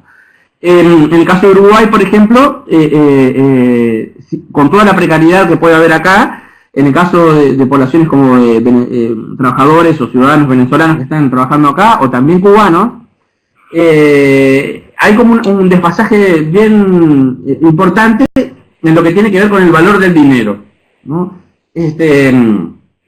Seguramente ganar $500 en Uruguay es muy poco dinero, pero para las remesas que ellos pueden enviar para Cuba o para Venezuela es significativamente diferente, ¿no? Por tanto, esta dimensión, que además constituye una problemática de larga tradición en estudios de corte sociológico y también antropológico, tiene que ver con la complejidad del fenómeno, que nos plantea el límite de entender el fenómeno en una de sus dimensiones. Es decir, podemos entender la dimensión de la llegada de los venezolanos en Ecuador, en Chile o en Uruguay, pero nos cuesta entender, ¿no?, qué es lo que sucede en las comunidades de partida, en esas ausencias que están presentes, ¿no? Esas son un poco algunas dimensiones que me parece interesante, los desafíos que debemos como ir visualizando. He ido comentando algunas dimensiones que me parece como interesantes, ¿no? Cuando hablamos de tipos de movilidades, así como hay distintos tipos de desafíos, hay distintos tipos de movilidades: económicas, de retorno, internas, por problemas ambientales, vinculadas a exilios, permanentes, temporales y académicas. A mí me parece importante visualizar esto, porque constituye un desafío muy grande a la hora de concebir un conjunto de problemas o un campo de problemas para investigar, ¿no? En la prioridad, digamos, de las vivencias, obviamente a nivel individual y social, ciertas dimensiones quedan como escondidas o directamente no se ven, ¿no? Por ejemplo, fíjense qué interesante lo que voy a decir ahora. En estas categorías, en estos tipos de movilidades que yo presento, de alguna manera es difícil reconocer las trayectorias de la infancia, ¿no? Por ejemplo, ¿qué pasa con los niños, ¿no? Y obviamente acá hay como distintas clasificaciones, incluso hay las académicas pueden también ser de retorno y puede incluir dimensiones permanentes o temporales. Un minuto. ¿Cómo? Un minuto. ¿Perdón? Un minuto. Bien, perfecto. Para ir cerrando, y para dar simplemente un bosquejo, una imagen de lo que sucede en Uruguay. Uruguay es un país, es un estado, nación que se ha construido con fuertes migratorias desde su fundación. En su momento tuvo un signo, digamos, de ser receptor de migraciones, hasta la década de 40, 50 del siglo pasado, en donde cambia el signo y Uruguay empieza a ser un país en donde partían migrantes, ¿no? Del 2010, del 2011 para acá, Uruguay empieza a recibir nuevamente migrantes. Ahí yo puse algunos datos simplemente para situarnos. Hay la población más o menos es de 3 millones y medio de personas. El último censo se hizo en el 2011. De esos 3 millones y medio, 80.000 son inmigrantes, o sea, representa el 2,28% de la población. Y en el 2017 se da un cambio significativo en términos cuantitativos, demográficos, y es que las solicitudes de residencias permanentes de parte de los venezolanos quedan en primer lugar en relación a los argentinos. Acá veo que me puse el mismo número, estoy equivocado, pero ahora lo corrijo. Acá lo importante es que en el último año y medio, han empezado a llegar muchos más venezolanos que no estaban presentes. Cabe decir que Venezuela, en la década del 70, recibió muchos exiliados uruguayos, y muchos de los venezolanos que están llegando a Uruguay son hijos o nietos de inmigrantes uruguayos que se exiliaron en la década del 70 en Venezuela, ¿no? Claramente ahí la distancia ha marcado, digamos, el tipo de inmigración que llega a Uruguay. Es decir, en Uruguay hasta ahora no tenemos una serie temporal tan grande como para hacer una interpretación más fina, ¿no? Pues, hay que entender que en los últimos 5 años es donde se da el grueso de la llegada, pero la distancia ha hecho que, por ejemplo, a diferencia con Brasil, en donde, y también lo comentó también Jacques, ¿no? Es decir, en donde el desplazamiento permite, digamos, que sea a partir de caminando por fronteras, digamos, secas, o en el caso de Uruguay la distancia hace que el hecho de tomarse un avión implique un capital económico, un capital cultural en términos de orden mucho más mucho mayor que en el desplazamiento de venezolanos en países limítrofes. Muy bien. Por tanto, la mayoría de los venezolanos que llegan acá tienen de alta calificación. Ya te pasaste de tiempo, Javier. Perfecto. Dijo esto para conversar. Muchas gracias. Muy bien. Muchísimas gracias a vosotros. Entonces, antes de empezar el debate, quiero también agradecer a los organizadores de esta webconferencia, que es Jenny Moren, Agustina Velo y Wolfgang Eider, que están aquí conectados, y que ellos también, sí, como han participado en la construcción de esta webconferencia, también con la temática y también con la invitación de los expertos, entonces si también ellos quieren participar en el debate, están bienvenidos. Vamos a empezar esta primera ronda de debate. Primero, si en el caso en que vosotros tenéis algunas preguntas que queréis hacer al otro o a la otra, y si tenéis alguna duda, alguna cuestión que queréis preguntarle. Entonces este es el mejor momento para que tanto Carolina, Jacques y Javier puedan intervenir, participar entre ellos.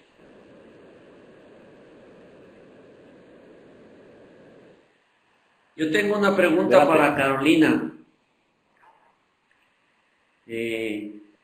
Caro, señalabas que los venezolanos, como en muchos países, están entrando como turistas.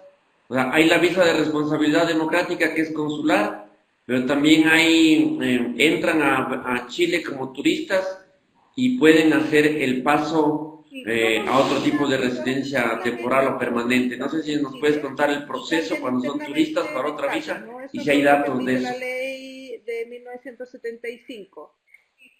Y para cambiar necesitan presentar un contrato laboral. Lo que hizo Bachelet fue desvincularlo al contrato de trabajo y solamente establecer una intención, digamos, de trabajo, o que se presentaba un contrato, pero no era necesario mantener ese contrato por 2 años. El problema que estamos teniendo ahora es que el proyecto de ley que ingresó Piñera prohíbe el cambio de estatus migratorio dentro del país. O sea, todos los que ingresan como turistas no van a poder modificar dentro del país el tipo de visa, sino que van a tener que salir afuera. No pasa. En la práctica todo el mundo cambia adentro. Se demora mucho, pero todo el mundo puede cambiar adentro. Lo cual no pasa en la práctica. Se queda irregular porque no le da el tiempo, porque no consiguió contrato, pero después que consigue el contrato paga se quedan sin papeles y se regulariza. Pero Piñera lo que quiere es eliminar esa posibilidad, y entonces nadie que entre como turista va a poder cambiar a una visa temporal dentro del territorio nacional. Tiene que salir. Y eso está en el Congreso en discusión parlamentaria. Y lo que al parecer va a ocurrir ahora en abril, el 9 de abril, es que Piñera por decreto va a establecer esta prohibición. Lo que es tremendamente complejo, porque imagínate, las personas logran tener acá un trabajo en la agricultura, en la construcción, en generar empleo informal, no tienen los mecanismos para devolverse, el trabajo lo pierden, entonces lo que va a ocurrir en la práctica es que la gente se va a quedar en el país de manera irregular, sin posibilidades de regularizar después, ¿no? Entonces estamos viendo muchas medidas administrativas orientadas más bien al cierre de frontera y a una serie de... Hay una idea de una migración, como que si fuera, no sé, Chile, si fuera Canadá, ¿no? Entonces que quieren establecer un montón de mecanismos para atraer migración súper calificada, etcétera, que no tienen ninguna relación con lo que está ocurriendo en la realidad. Y ya, yo quería preguntarte también un poco el diagnóstico que haces en términos de la inserción laboral de la migración venezolana en Ecuador, si es que, ¿cómo es el tema para el reconocimiento de calificación de los títulos, si es que opera o si es que hay una inserción más importante en el área de servicios? ¿Qué está pasando ahí?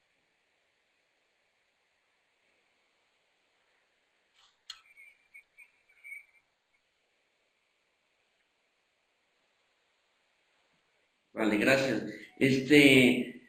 Sobre ese tema, como señalé brevemente, hay más facilidades en relación, o hay una correlación en relación al tiempo de llegada, ¿no? Los primeros venezolanos que llegaron al Ecuador, digo los primeros entre el 2015 y el 2017, más o menos inicios, tuvieron 2 facilidades de regularizarse con este convenio en términos de la visa convenio entre Ecuador y Venezuela, que no exigía ningún tipo de contrato laboral para poder quedarse en el país.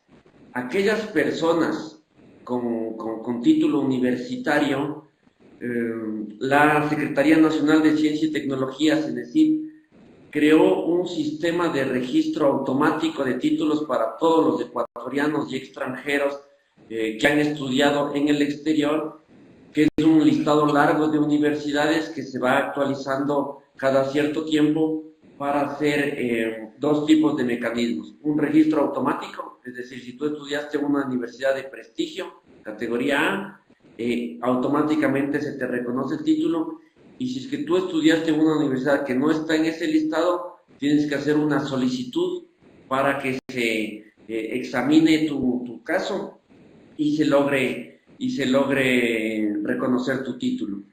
Como te digo, la mayoría de personas que llegaron al inicio de esta estampida migratoria tuvieron facilidades de insertarse tanto en centros de investigación, en universidades, con esta política de atracción que tuvo el anterior gobierno de traer migración altamente calificada. Simone conoce muy bien de esos programas. Se crearon universidades donde hay mucha población extranjera hasta ahora trabajando, pero esto, conforme pasaron el tiempo, 2017, 18 y hasta la actualidad, también, aunque bajó el nivel del perfil de los migrantes venezolanos, esto no implica que sigan llegando personas altamente calificadas, pero empiezan a poner mayores trabas para el reconocimiento. Por ejemplo, nuevas apostillas, certificados apostillados por el gobierno de Venezuela, y sabemos la tramitología y la burocracia para conseguir esos documentos.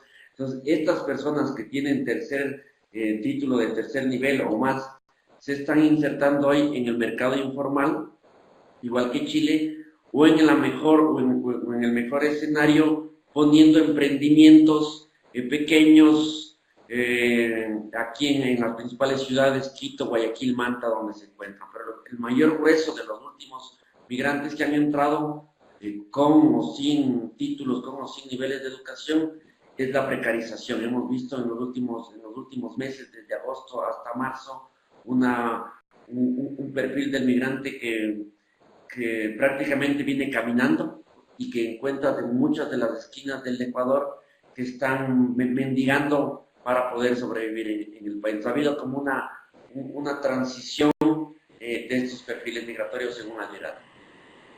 Pues sí, no, como dijo Jacques, es un tema que conozco perfectamente porque pasé 5 años trabajando en una de estas universidades emblemáticas que se construyó con el anterior gobierno de Rafael Correa, y recientemente me incorporo aquí a la Universidad Complutense de Madrid a partir del mes de febrero, y la verdad que justo aquellas políticas del anterior gobierno fueron un gran ejemplo, no solamente para América Latina, sino también para la Unión Europea.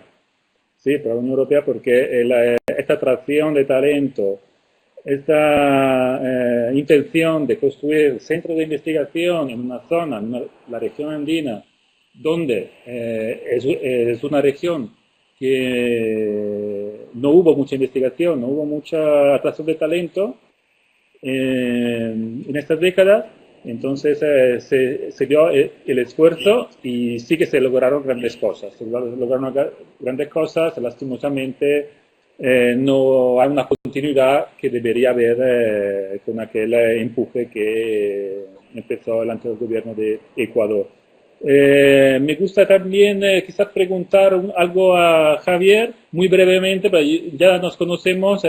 Javier se extiende mucho con esta habilidad que tienen los psicólogos sociales de construir relatos sobre justo este relato.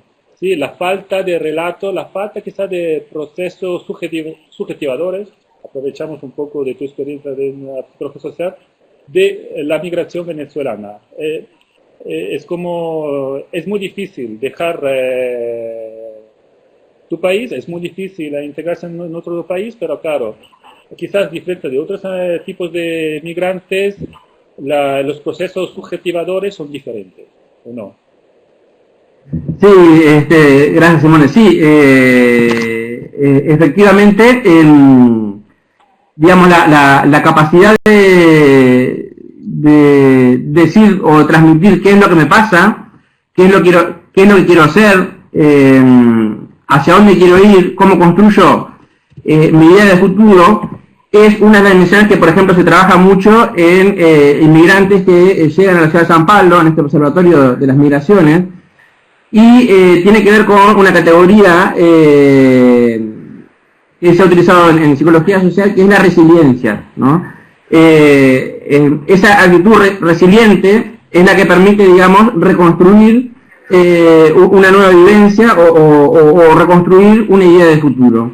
El sentimiento, digamos, de pérdida o desconexión en algunas entrevistas en profundidad, por ejemplo, que he hecho acá en el contexto de mi proyecto de investigación, siempre está como presente la idea del retorno. Es decir, como que, bueno, Venezuela en algún momento va a cambiar y el retorno se constituye como un escenario posible para seguir como construyendo una trayectoria vital en lo personal, pero también en familiar, ¿no? ¿Qué es lo que nos marcan los estudios en la materia? Bueno, también en la década del 70, aquellos que vivían en el exilio cuentan o contaban que detrás de la puerta siempre estaba la maleta pronta, siempre estaba la valija pronta como para volver en algún momento al sitio donde se había partido, ¿no?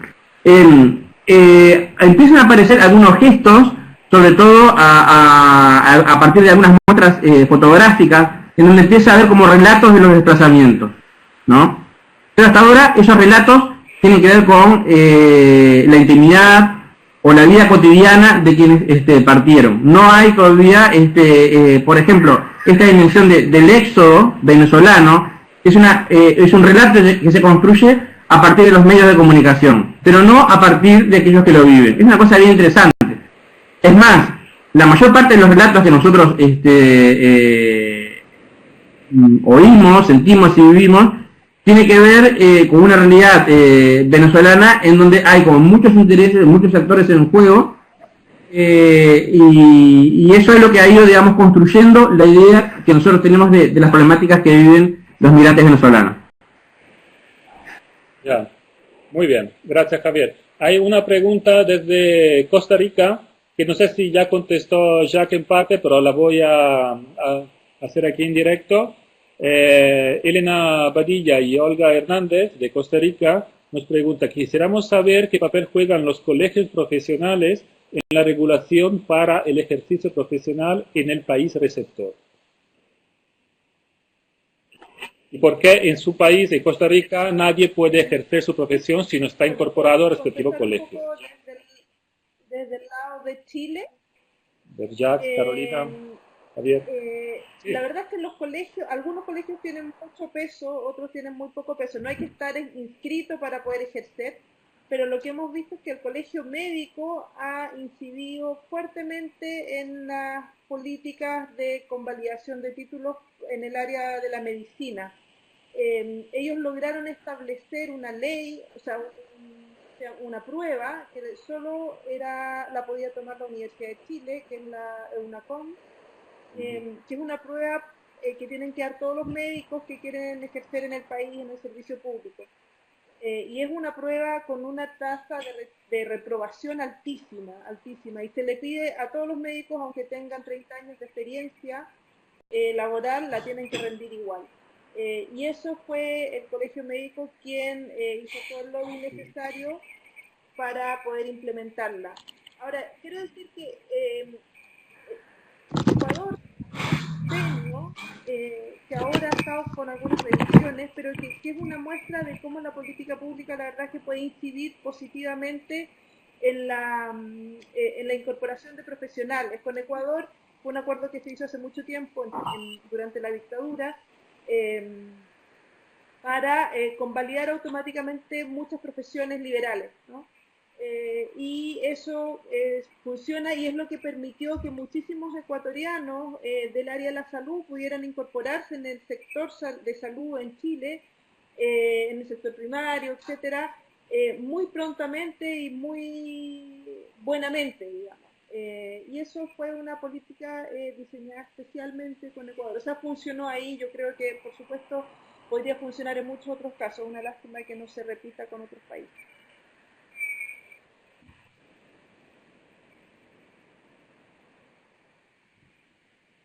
Muy bien, gracias Carolina. Jacques también, que levantó la mano.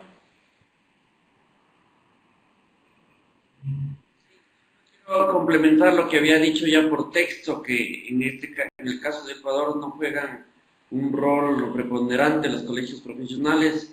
Como ya dije, en el caso de la regularización está el Ministerio de Relaciones Exteriores desde el encargado, y para el tema de reconocimiento de títulos profesionales la Secretaría de Educación Superior. Pero como bien decía Carolina, también hay unos mecanismos a través de acuerdos bilaterales, y sobre todo para el caso de la región se acaba de aprobar hace poco, lo tengo en mis manos, el acuerdo de Mercosur sobre reconocimiento de títulos de grado de educación superior. Es un acuerdo reciente que salió la noticia hace pocos días, que están, me parece que ahí se va a abrir la facilidad de reconocimiento para los países miembros de este bloque, con lo cual es una gran noticia. Entiendo que están afinando qué tipos de carreras se van a poder Muy bien, muchas gracias. Esperamos que Elena y Olga le haya servido esta información.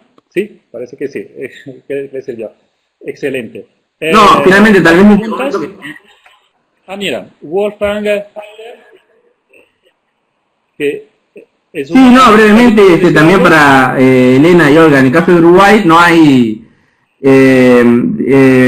digamos, no tienen la importancia los colegios profesionales para definir nada en relación a la política, ¿no?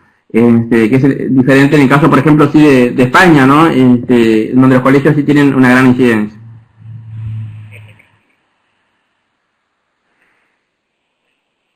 Perfecto, gracias.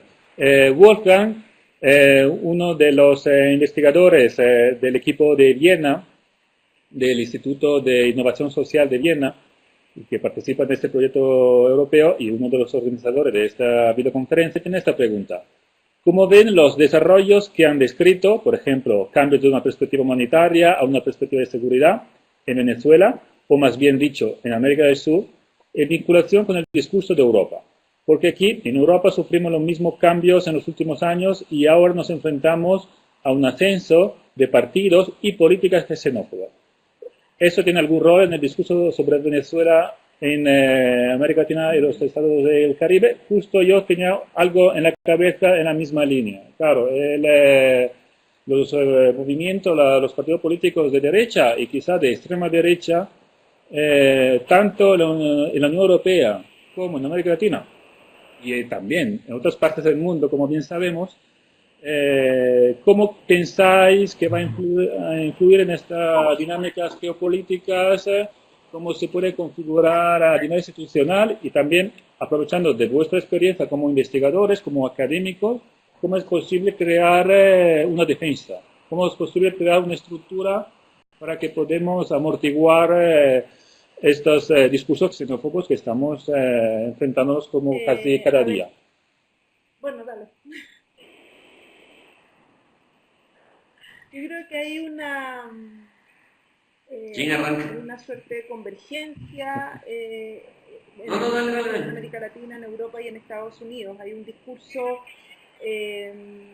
xenófobo, nacionalista y de ultraderecha que empieza a hacer eco también en la región. En el caso Bolsonaro, digamos, o en Colombia, Macri en Argentina, Piñera en Chile.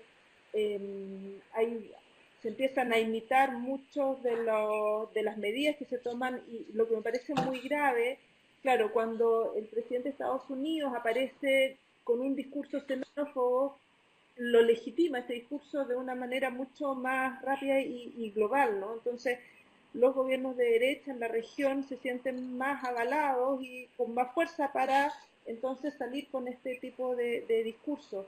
Entonces hay una suerte de imitación de estas medidas políticas y discursos que están discriminando a la población y que están de alguna manera convirtiéndose en la justificación, entre comillas, para el cierre de fronteras, para precarizar la situación de los migrantes, para no reconocer el estatuto de refugiado. Entonces, me imagino que es una construcción que sí tiene un tipo de coordinación política a nivel global, no son casos aislados, no es independiente lo que ocurre en Estados Unidos con lo que ocurre en Europa, con algunos gobiernos, lo que ocurre en América Latina. Hay una convergencia, una coordinación. En el caso de Chile, cuando Chile decidió en último minuto no suscribir al pacto global migratorio, los videos y la campaña que se hizo en Chile era absolutamente la misma campaña que se estaba llevando a cabo en Brasil, ¿no? El tipo de argumentos que se usaban, qué sé yo, y lo mismo de Estados Unidos. Entonces, me parece que no hay que ser ingenuo, creo que hay una orquestación mucho más amplia y más global de todos estos movimientos y que actúan por imitación de un lugar a otro.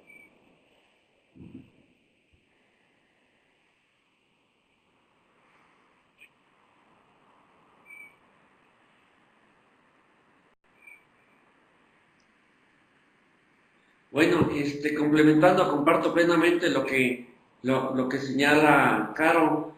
Yo creo que es un momento de retroceso en términos de política migratoria a nivel mundial y regional.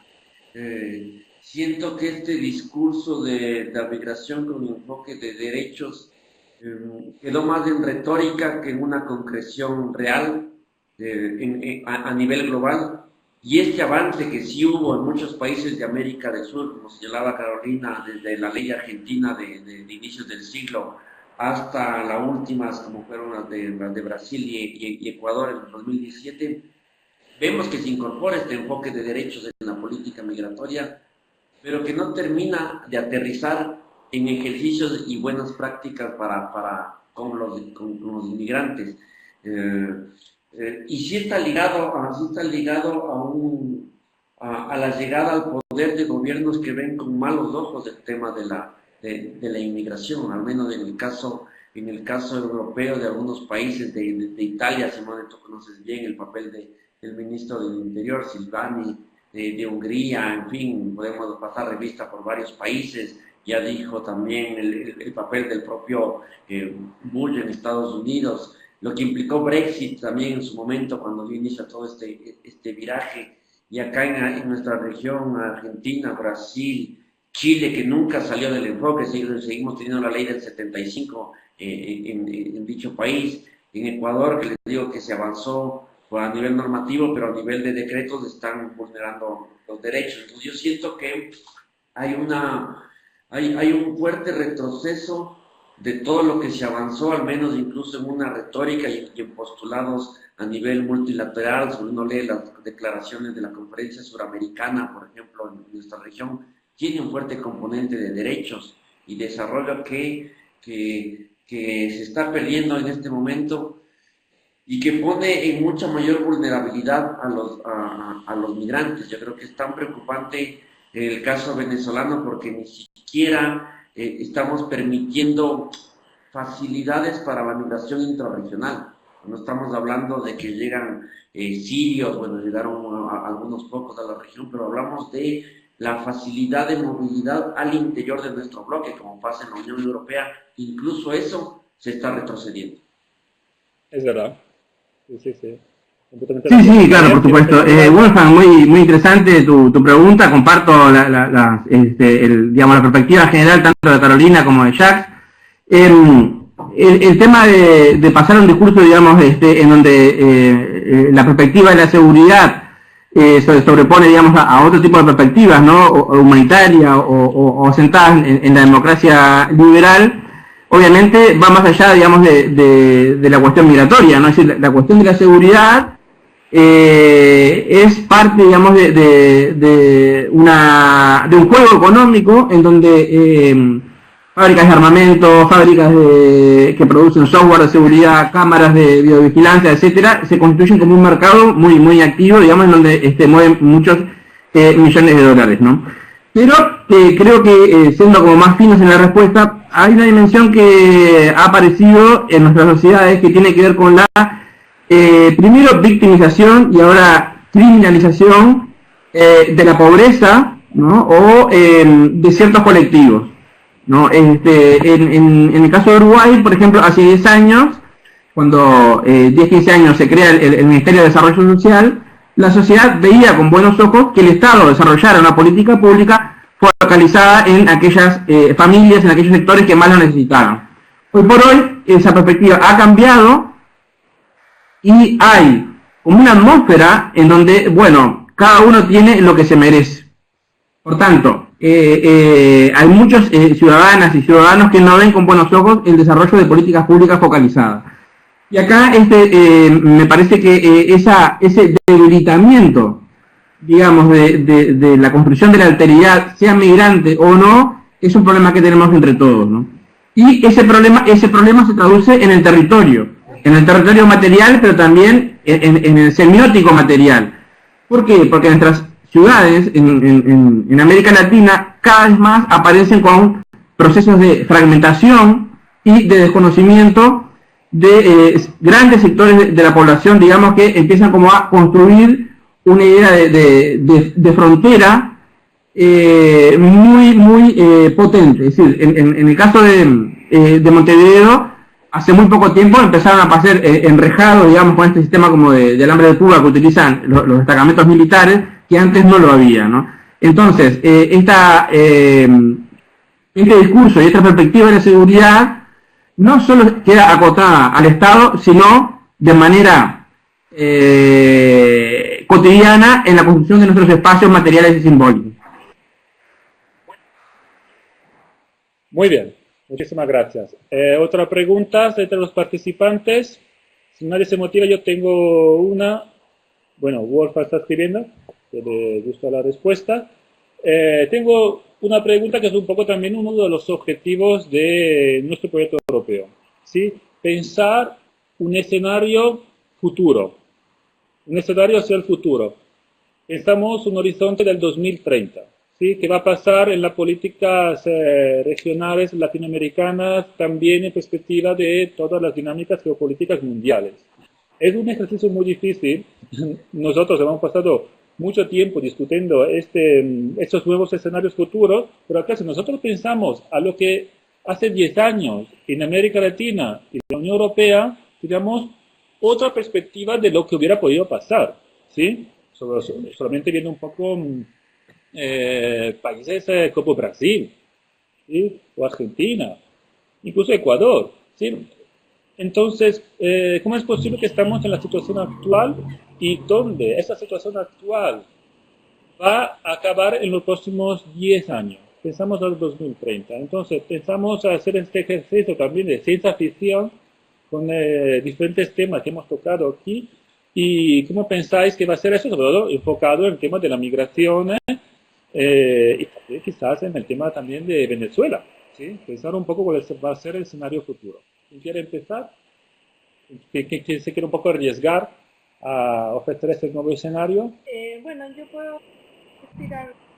Carolina, muy bien. A ver, yo no soy muy optimista del futuro cercano, de los próximos 10 años. Creo que hemos entrado en un... Bueno, la historia siempre es de loop entre distintas tendencias y orientaciones, ¿no? Pero el proceso de securitización y de fronterización no es algo, o sea, se acentúa ahora, pero no es algo nuevo de ahora, es algo que ha venido históricamente sucediendo desde la construcción de los Estados-nación, porque hoy día se acelera. Yo creo, no veo como posibles escenarios, a no ser que sean muy locales, muy regionales, de una mayor apertura y que donde se privilegie la movilidad, de la movilidad humana, ¿no? O sea, Europa lo consiguió, lo logró, vamos a ver qué es lo que pasa con Inglaterra ahí. América del Sur avanzó mucho, pero hoy día está en un cuestionamiento grande. No sé si es que va a lograr avanzar mucho más. Yo lo veo más desde la perspectiva de Chile, que es un lugar, digamos, más complejo todavía, porque incluso en algunos lugares, o sea, algunos personeros han estado poniendo sobre la mesa hasta la posibilidad de retirarse de Mercosur, o sea, en ese nivel de discurso estamos. Entonces, desde aquí, yo no veo mucha posibilidad de mayorización, de favorecer los procesos migratorios, de avanzar o retomar al menos la agenda que se había venido desarrollando en el último tiempo. A eso creo que es algo que no le hemos prestado suficiente atención, pero que probablemente va a ser un factor decisivo en los movimientos migratorios futuros. Tiene que ver con el cambio climático y hacia dónde nos va a llevar eso, y cuáles van a ser las políticas y las medidas que se van a empezar a implementar. Creo que ahí estamos muy atrasados en la discusión y en la investigación, pero sin duda que es un factor que va a decidir en los próximos, en la orientación que van a tener los movimientos, las condiciones de salida, en las zonas de frontera, bueno, en distintos lugares del mundo, y que nos va a afectar a todos, sin duda. creo que no estamos generando las herramientas necesarias para enfrentar esos posibles escenarios.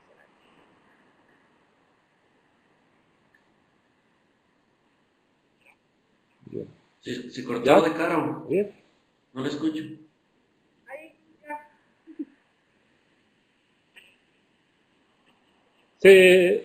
Se escuchó bien, sí, yo escuché bien. Quizás, Jack, ¿tienes algún problema de conexión? Porque de vez en cuando se corta tu... Bien, ¿puedo ir yo entonces mientras Jack soluciona? Bien, también tengo una perspectiva más bien pesimista. ¿Ahora? ¿Ahora sí? ¿Aló? Sí, sí, sí, sí. Te escuchamos, Jack. Perfecto.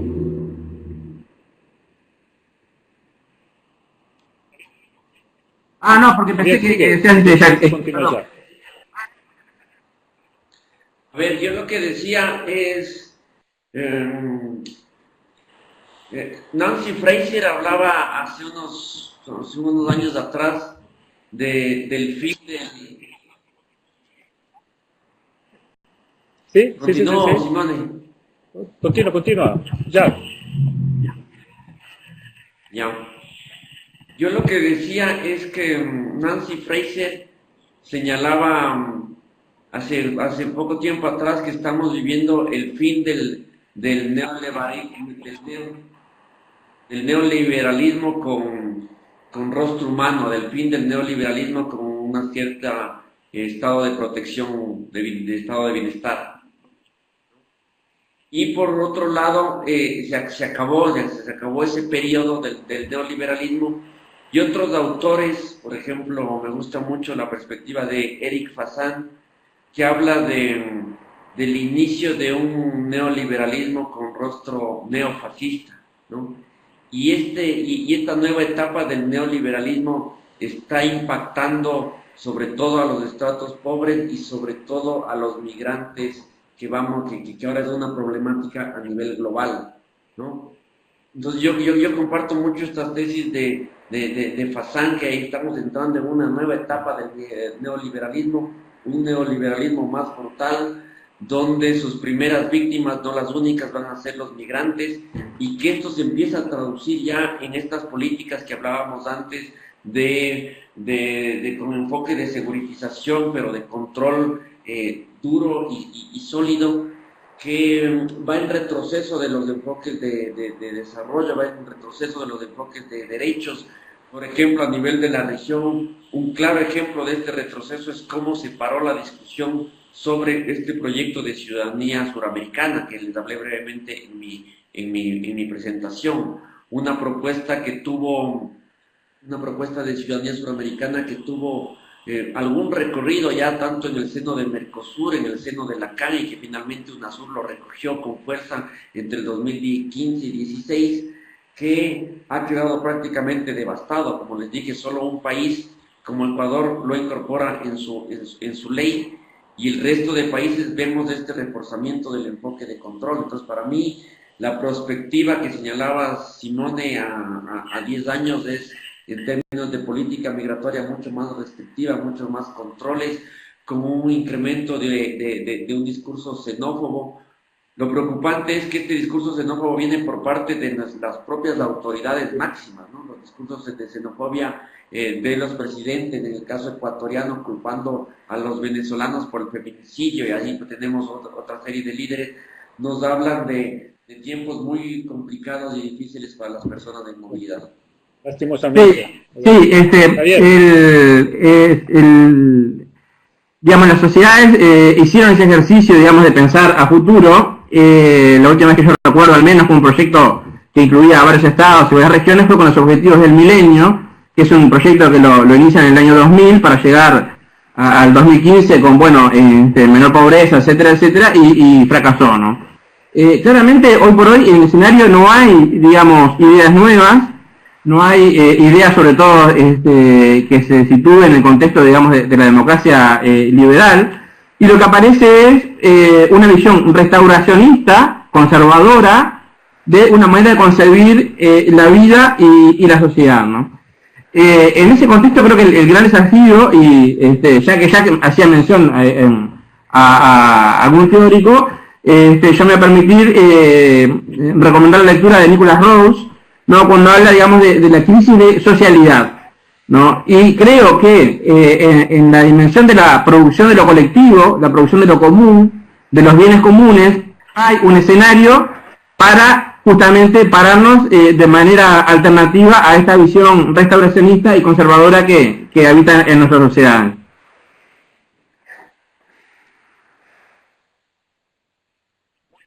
Muy bien, excelente. Entonces, ¿tenéis algún otro comentario, alguna otra cuestión, alguna otra pregunta de hacer? Me dice Jacques que se está cortando a veces. Bueno, creo que ya hemos conseguido lo que teníamos que conseguir en el debate. Estamos en los últimos minutos de la conferencia. Quería avisar a los que nos están oyendo, primero, muchas gracias por asistir a esta videoconferencia en directo. Y después vamos a tener también una grabación de esta videoconferencia que la vamos a compartir en la página del proyecto EULA Focus y en el canal YouTube de EULA Focus y en las redes sociales de EULA Focus. Y que hemos visto que se genera siempre esta bola de nieve, como en la web conferencia del año anterior sobre el acceso abierto, se generó una bola de nieve y hemos tenido como gran éxito, ¿sí? Propio porque el formato de estas conferencias de temas calientes es algo que interesa a mucha gente, no solamente a los investigadores, sino también a la sociedad en general. Y también otro punto que quiero, como estáis aquí, los tres, un privilegio para mí poder moderar esta sesión con esos tres investigadores con este perfil. Quiero poder tener un compromiso con vosotros para que a partir de esta videoconferencia podemos, ya tenemos toda la información, pero podemos escribir un texto científico, un artículo científico, y con nuestros resultados, con nuestras aportaciones a este tema caliente, para publicarlo en una revista para así después darle difusión de este gran trabajo que habéis hecho para presentar estos datos hoy.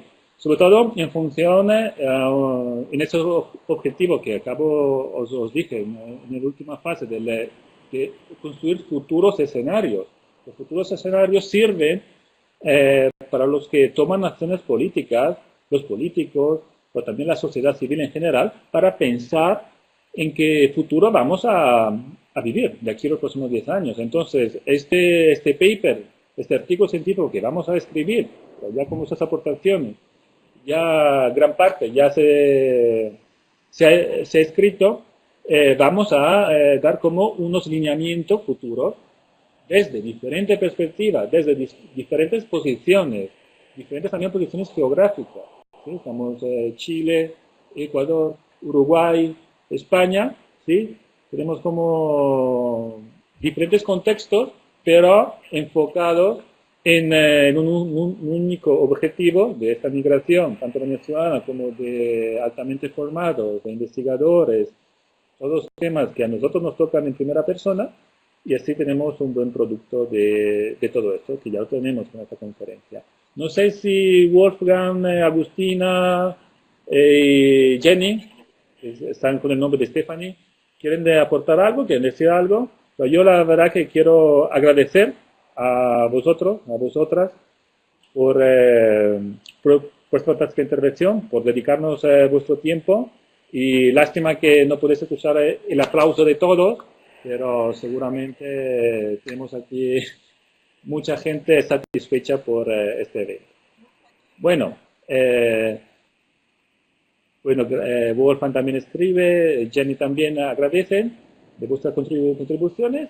Y bueno, entonces, no sé, ¿quieres añadir alguna cosa? ¿No? Jacques, ¿os escucha? No sé si Jacques nos escucha. Sí, muchas gracias por el espacio, Simone. Un gusto volverte a ver, Carolina, Javier. Vale. Siempre es bueno estos espacios para seguir reflexionando y debatiendo. Les agradezco. Sí, también yo agradecer la propuesta y Y bueno, creo que de alguna manera hemos hecho el acercamiento a distintas realidades y esta última parte me resulta como muy interesante porque el hecho de que se genere el diálogo empieza como a hacer como más dinámico la perspectiva o las inquietudes, los problemas, los conocimientos que estamos en los cuales estamos participando. Yo creo que esa dimensión de lo dialógico es necesaria en términos políticos y no solo académicos. Sí, totalmente de acuerdo. Muchas gracias por toda la coordinación e invitación. Muy bien, estupendo. Gracias. Perfecto, muchísimas gracias y mucha suerte. Buena jornada. Un abrazo. Chao. Chao.